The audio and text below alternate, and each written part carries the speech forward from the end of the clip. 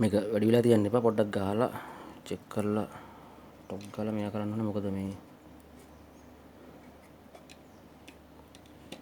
මේ heat zinc ඔක්කොම සම්බන්ධ කරන්න ඕනේ නැත්නම් මේවා ඔක්කොම බ්ලාස්ට් වෙන්න පුළුවන්. ඒක නැත්නම් මේ බෝඩ් ඔක්කොම අවුල් වෙන්න පුළුවන්. ෆෑන් එක බලන්නකෝ.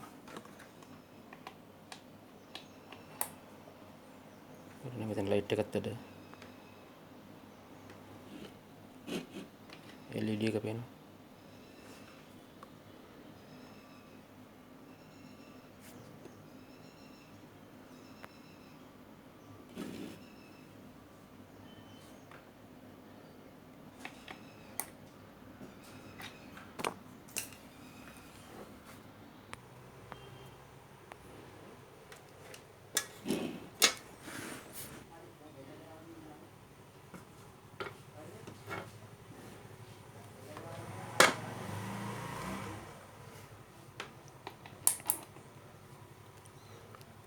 මේ තුන පොසිටිව් තුන මේ නෙගටිව් තුන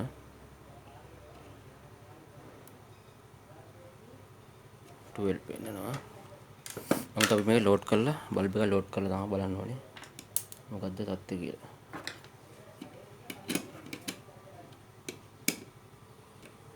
චුට්ටක් පෙන්නනවා මේ වික නමුත් ඒක මම පෙන්නනවා.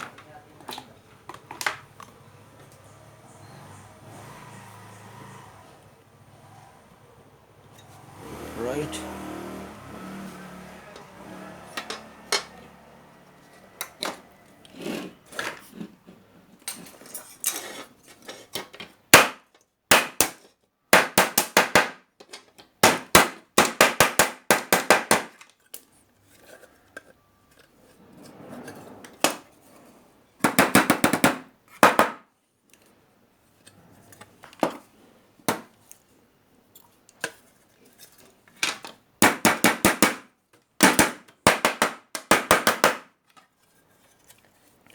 මුදමාර බෝතල් පත්‍ර මේ කඩේ ඉන්න ගත්තේ මම ඉතින් මේගොල්ලෝ විසි කරලා දානවා ඒවා ඒගොල්ලන්ට ගානක් නැහැ.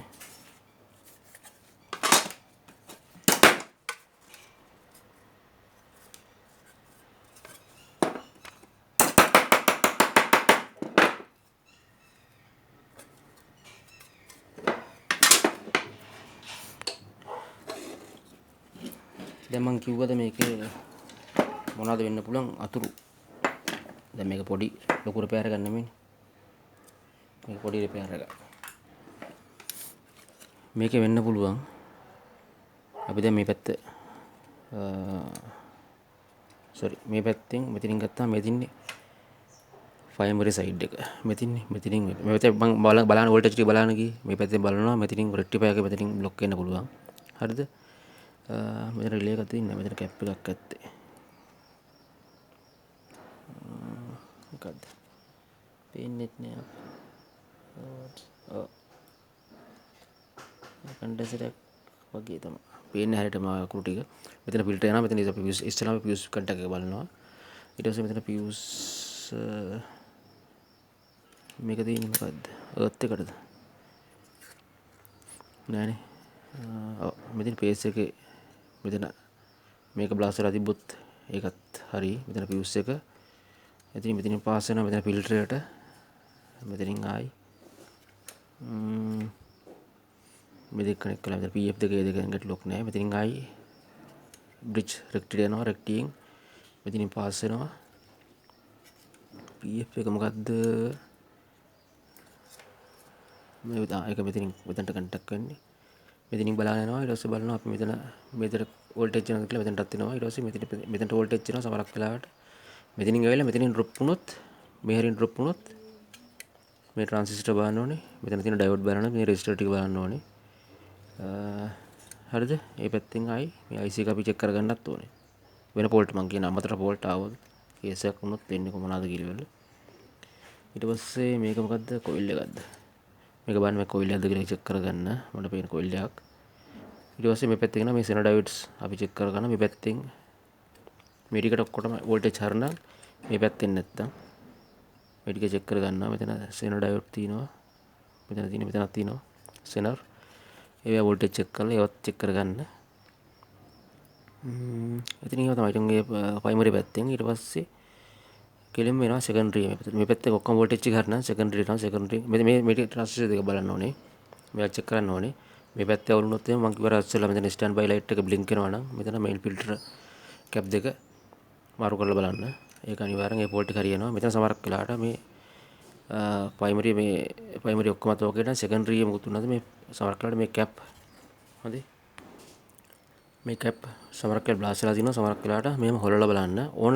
මේ වේක සර්කිට් එක මේ කැප් හොලලා බැලුවාම තමයි අපිට හොයාගන්න පුළුවන් මේ ඇතුලේ කණු දිරලා තියෙනවද. මේක ඇතුලෙන් යනවා නිකන් මේ බැටරි වල යනවා වගේ පොඩි ලුණු සාරයක් යනවා. ලුණු සාරය ඔක්සයිඩ් එක. ඒකත් එක්ක මේක දිරනවා. ඒක අපි හොලලා බලලා තමයි අපි මේ කණු දෙක දෙපැත්තට හෙල්ලුවම තමයි අපිට හොයාගන්න පුළුවන්. නැත්නම් අපිට හොයාගන්න හම්බ වෙන්නේ නැහැ. නැත්නම් මේක බ්ලාස්ට් වෙනවා. නැත්නම් මෙතනින් මේ රබර් සීට් එකෙන් පයින්නවා. එහෙම තමයි අපිට කැප් හොයාගන්න පුළුවන්. ඔය ටික තමයි මේ ෆිසිබල් රෙසිස්ටර්ස්.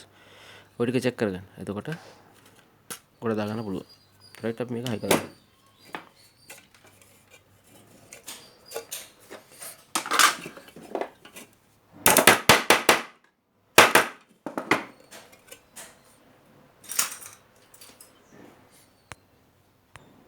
මෙතන තියෙනවා මේ සීට් එකක් මේ තියෙන්නේ. නිකන් ප්ලාස්ටික් සීට් එකක තියෙන්නේ මේක ඩැමේජ් වුණොත් මේකට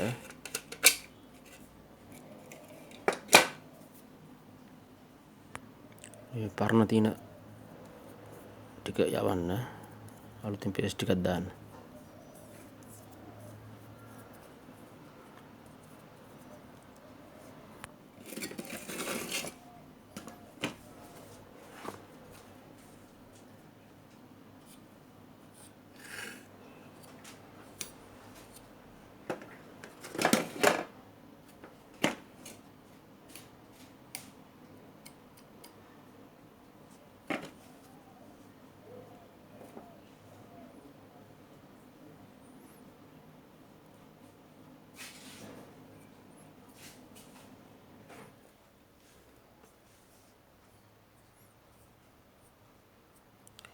මේ කට්ටිය කිව්වා මේ වීඩියෝ වල සවුන්ඩ් අරෙමේ නෑ කියලා පොඩ්ඩක් ටික දවසක් ඉන්න පොඩ්ඩක් මයික් එකක් ගන්නකම් ඊට පස්සේ ඔක්කොම හරියයි. සමහරක් වෙලාවට ඉතින් ඉඳලා බෑඩ් කමෙන්ට් බයින කට්ටියක් ඉන්නවා. මේ ජීවිතයත් එක්ක බැන්න කවලක් නෑ. මොකද ඉතින් අපි දැන් සියල්ල දත්ලා නෙමෙයි සමහරක් වෙලාවට ඉතින් මේ අවුල් වෙන්න පුළුවන්. අවුල් වෙන්න කියන්නේ ඉතින් මොකක්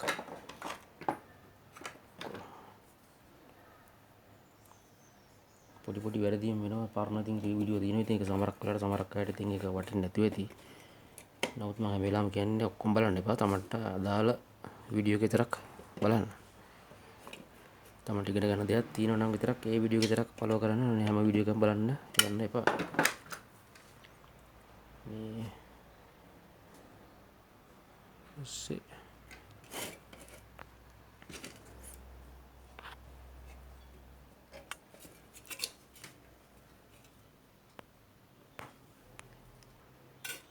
මේ සීට් එක ඔන්න එතනට හේතු කරන්න. මේ ට්‍රාන්සිස්ටර් එක එතනට සීට් වෙනවා. හරි. ඊට පස්සේ මේක ඔන්න ඔතනට සෙට් වෙනවා. මේ ඇනේ ආයි මේ පැත්තෙන් දානවා.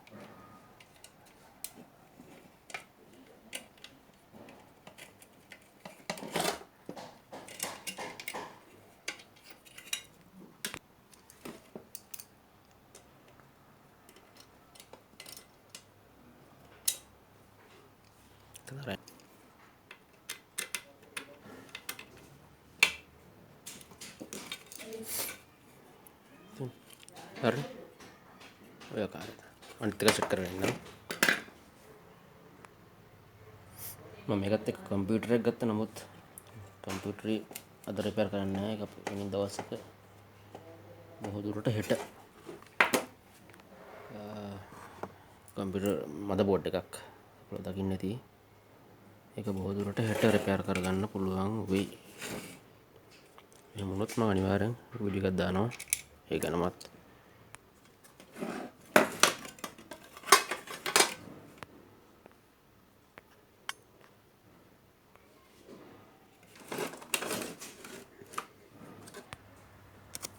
මෙතින්නේ මේ ඔයගලන්ට ඉස්සෙල්ලා පෙන්වන්න නැති පෙන්වුවා power supply එක. මේක 12 volts මේකේ තියෙන ampere එක ගණන් වලට තියෙනවා.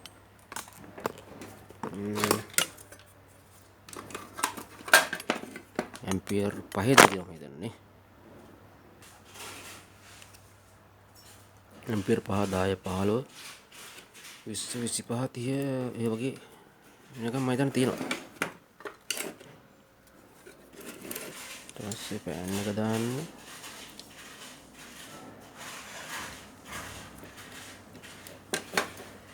පෑන් එක දාන්න ඉස්සෙල්ලා මේ රිලේ එකක් තියෙනවා ඊළඟට රිපෙයාර් එකක්.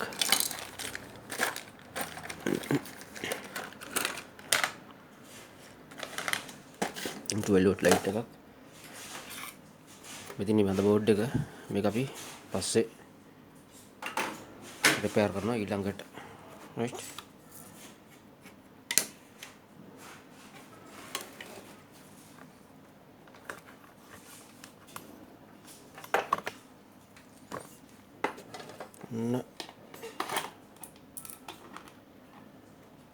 යවුවා ෆෑන් එක කරගෙනවා.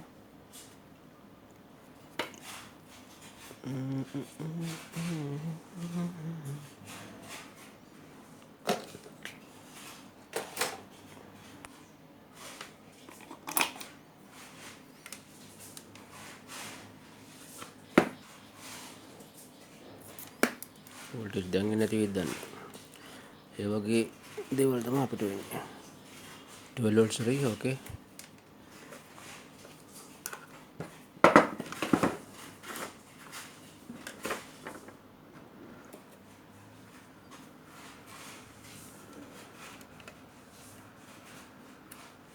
right 12 light එකක් 12 watts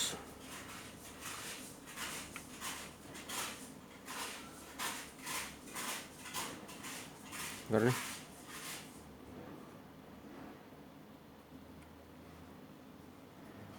ගානට මෙනවා.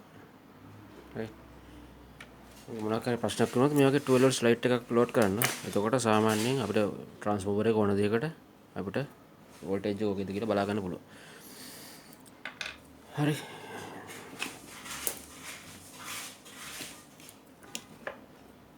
so එන අදට power supply repair video එක ඉවරයි.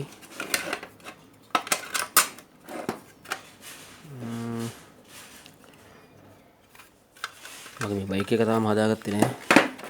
පොඩි මේ ලයිසන් ප්‍රශ්නයක් තියෙනවා නැත්තම් තව වීඩියෝ මතක තියාගන්න හුඟක්ම දිරලා තිබ්බොත් මේ මෙතන තියෙන්නේ මේක අනිවාර්යෙන් 110 230 මේක නම් කිසිම setup එකක කිසිම දාගෙන කිසිම device එකක ඒක මාරු කරගන්න එපා. පේනවනේ ඒක 230 ම තියන්න. මේ 230 130 120 යන රටවල් වලට විතරයි ඒක වළංගු වෙන්නේ.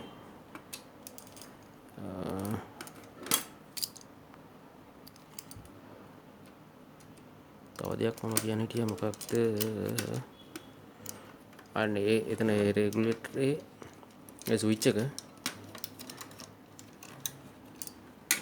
මේ ස්විච් එක මොකක්ද බ්ලොක් කරලා තිබ්බ සාමාන්‍ය තෙමිලාර හැම තැන්වල තෙමිලාර හැම තියෙනවා තමයි එතන වැඩි මේ වෙන්නේ. එහෙම දාලා තිබ්බොත් එහෙම අනිවාර්යෙන් පොල් තෙලුවේ බුමු තෙලුවේ කවලම් කරලා එක හා සමානව කවලම් කරලා එතනට දාලා ස්විච් එක පොඩ්ඩක් සීසන් කරන්න. එහාට මෙහාට කරලා කරකවල සීසන් කරන්න. එතකොට එක ගානට සුපුරුදු පරිදි වැඩ කරන්න ගන්නවා. නැත්නම් ඔයාලට සැකයක් තියෙනවනම් ඔයගලන්ට අවුලක් වගේ තියෙනවා නම් මේ අනිත් පැත්ත ඒ කියන්නේ මේ කොයි පැත්තද ඒකට කියන්නේ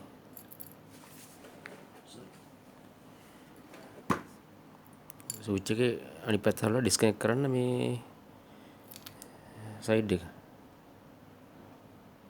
ඒ කියන්නේ 120 පැත්ත සයිඩ් එක බලලා ඩිස්කනෙක්ට් කරන්න. මෙතන එන ටිකත් අඩුයි යන ටික දාගමු.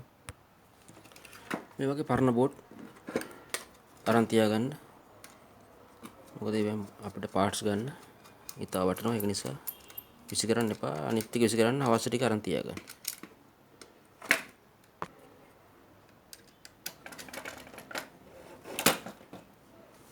1 2 3 4ක් ඕනේ.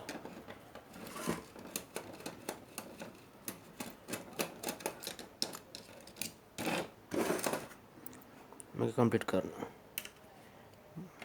මම මේක ඇත්තටම මේක ගත්ත රුපියල් 200යි. මේ පවර් සප්ලයි එක 30 ඇම්පියර් එකක් මම හිතන්නේ කඩේ කොහමද 1200ක් 300ක් විතර එනවා. මම දැන් නැහැ 1500ක් විතර වෙයි. දැන් මේ කොරෝනා ටයිම් එක පහු වෙච්ච ගමන් පොඩ්ඩක් බඩු ඔක්කොම ගණන් ගියා. 1500ක් විතර වෙයි මං හිතන විදිහට. දැන් මේක මම අවශ්‍යතාවය වලට ගන්නවා. නැත්නම් මට තව එකක් තියෙනවා. ඒ වුණත් මම මේක පොඩ්ඩක් ඉක්මන් එක දාලා පොඩි ගානකට මම විකුණනවා. හරිනේ. The full complete. හරි.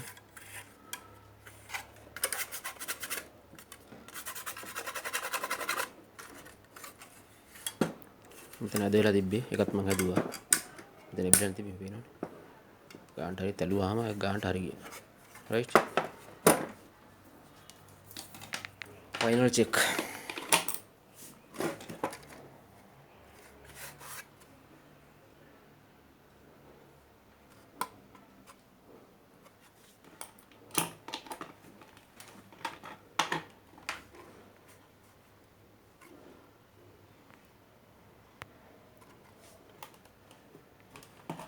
plug එක ගලවුවා.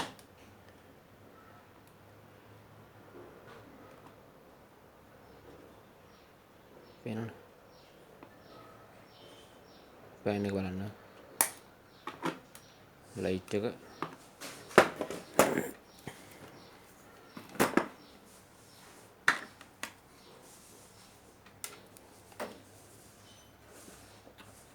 නැත්නම් සමහරක් ඒවා හයි කරාම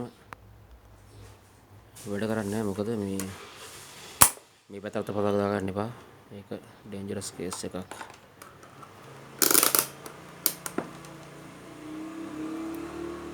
right 12 and ayo.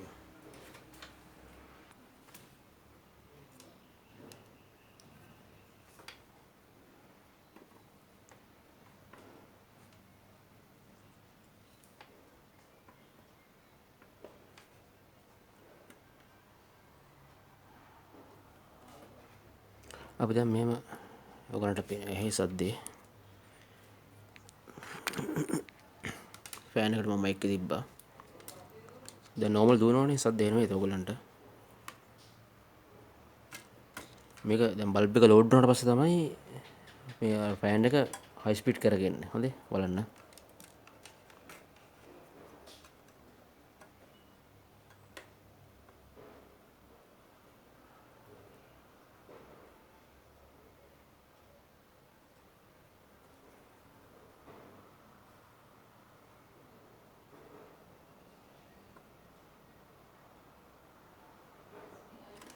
දැන් ඒක ඔටෝමැටිකලි එයා එතනින් ඔක්කොම වෝල්ටේජ් යන ගානට යාටක් ගාලා හදා ගන්නවා තමයි.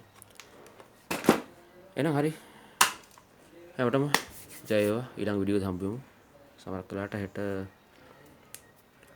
කම්පියුටර් මල්ද බෝඩ් එක පෙරපෑ ගන්න බලමු. right ජය වේවා.